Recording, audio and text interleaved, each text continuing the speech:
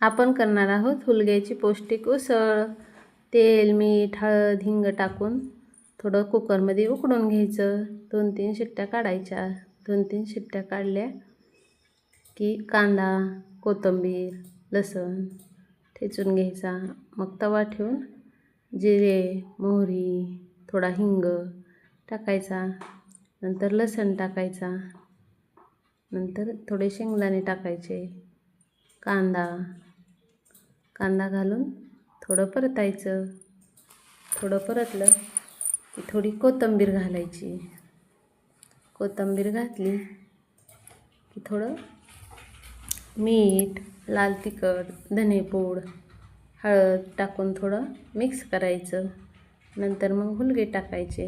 हुलगे थोडे परतून घ्यायचे। तुम्ही पण नक्की ट्राय करा हुलग्याची पौष्टिक उसळ। मस्त झाली आहे बघा।